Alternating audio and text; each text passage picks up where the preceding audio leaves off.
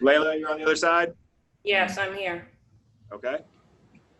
We got people in the room as well. We'll start off once Chris is ready here in a second. All right. Matt, you want to start with me or on your side? I'm going to start in the room today, okay. Layla. Okay. Questions for the room first. Let's go with Brian Mahoney with the AP for Chris. What's going on? One, how are you doing? And how are the guys doing? And you know, it's been a rough, I imagine, a very emotional couple of days. And you know, how do you feel about getting back to, you know, to the plane and be ready to go tomorrow? I imagine you're pretty drained. I mean, it's definitely been a very emotional past couple of days, not only for myself, but everyone. It's kind of ironic to be here on the anniversary of the March on Washington and the unfortunate death of Emmitt Till, and see that we're still fighting these same social injustices on a daily basis. And first and foremost, I got to give a lot of credit to our players. It's been a hard time. Everyone shouldering a lot, but the communication that we're having has been amazing. I think what everyone saw in the past couple of days was, you know, guys just needing to reset, refocus, and that's what we did. Next up, we have Tanya Ganguly with the LA Times. There were obviously a lot of emotions were pretty high, obviously, on Wednesday night, but I'm wondering how concerned were you that the Lakers would actually, that LeBron and the Lakers would actually decide that they didn't want to continue? It was never about one person. It was never about one team. It was all about all of us together. When the events happened the other day of the game, we stood in solidarity with our brothers from Milwaukee. You know, everything that we do is about the brotherhood, about everyone as a whole. So it was never about what is this one team or this one player is going to do.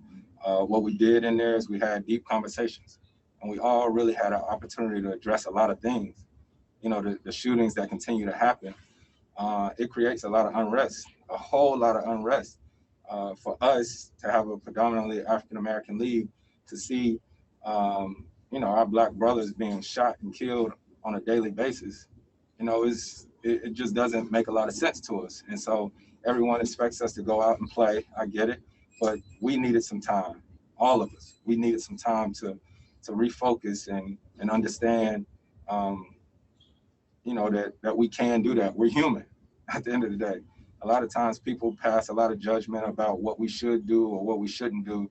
But guys, I give our guys a lot of credit because they've been doing a hell of a job down here performing and speaking on the different social injustices that's going on day in and day out, while trying to be a great athlete, while trying to be a great husband, while trying to be a great father. So, yeah. Next up, we got Mark Spears with the Undefeated. Chris, what made the union comfortable going back to work? And also, what are the things in particular that you're excited about? I think we talked as players. Our first meeting, we actually had coaches and everyone in there. And it was great to get a lot of insight from, I tell you, Armand Hill, Doc Rivers gave some great insight, John Lucas. But at the end of the day, our players spoke. And we spoke, and we understood the platform that we have, and we wanted to keep our foot to the pedal, right? And keep speaking on the different things that are occurring. And we also decided that we wanted to start a justice coalition, right? So that we could, on a daily basis, make sure that there are checks and balances, and also continue to attack police brutality and all these different things. And one of the biggest things that guys talked about in our meeting, which was great that we got a chance to get together and discuss these things, is voting. Voting is something that everyone in the room was very passionate about. We got a chance to discuss. We got a chance to talk to the different governors and tell them how, you know, we want all of the NBA arenas to be polling sites, right? And it's funny, I had a conversation with J.R. Smith on my way over here, and J.R. told me that he had spoke to the mayor where he's from, and they're going to open up an arena there for voting. You know, so this is huge. In these different cities that may not be able to do their arena, maybe it's their practice facility, right? And another thing that guys spoke about is while we're out there playing, you know, we're the product, we're the game.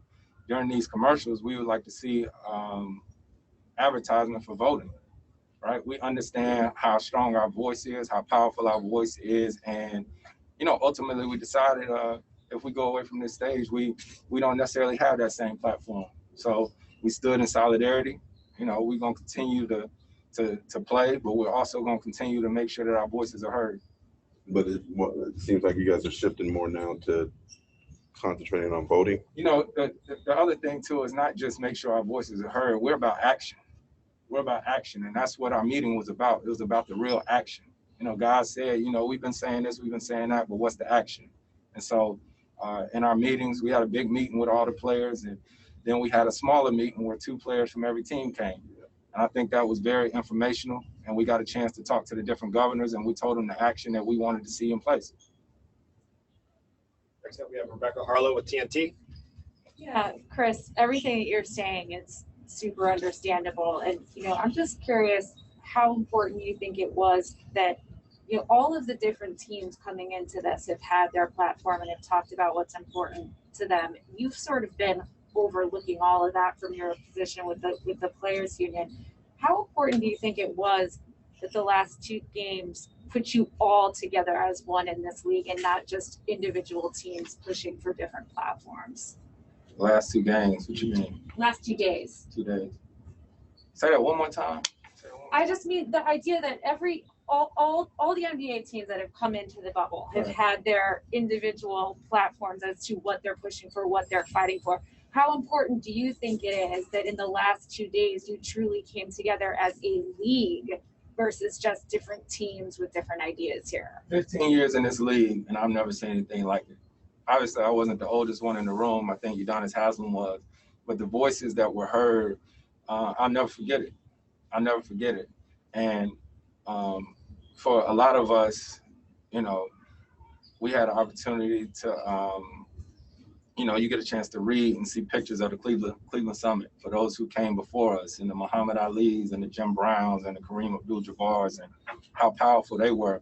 You know, we're not saying that we're that, but what we're doing right now in our league is huge. And I think for the young guys in our league to get a chance to see how guys are really coming together and speak and see real change, real action, because guys are tired. Like, I mean, tired. And I'm saying, when I say tired, we're not physically tired. We're just tired of seeing the same thing over and over again, right? I was blessed and fortunate enough to talk to Jacob, to talk to Jacob Blake's father, and he's a Winston-Salem State graduate and was in my hometown of Winston-Salem for a while, and it's emotional. It's emotional, especially when you're a Black man and you know that when George Hill spoke, he talked about being a Black man. He was hurt. He was hurt. We all hurt. We all tired of just seeing the same thing over and over again, and everybody just expect us to be okay just because we get paid great money. You know, we're human. We have real feelings, and I'm glad that we got a chance to get in a room together to talk with one another and not just cross paths and say, good luck in your game today. So People who are hearing this message and seeing what has happened the last couple of days, what is the most important thing that you want them to understand? Just understand that you got a league here that understands that it's not just about any one of us. You know, our WNBA ladies stood with us. All the other leagues, whether it be baseball, whether it be hockey, whatever it is, that, you know, we're human just like anybody else. We don't always do everything right, but I tell you, for me, it's been really tough. It's been really tough just for the simple fact that when things like this happen, I like to talk to my kids about it. You know, I'm a long way from my kids. I can't explain to them why this video is going all over the internet. I have an 11-year-old black son who was witnessing this stuff day in and day out. And we're just trying. And once again, I want to go back and just tell our players, like, great job. Great job. Keep doing what you're doing. And we're going to continue to make change with action. Yep. Thank you, Chris. Yes, sir. Excited about seeing people with it. They're not coming. They're not coming?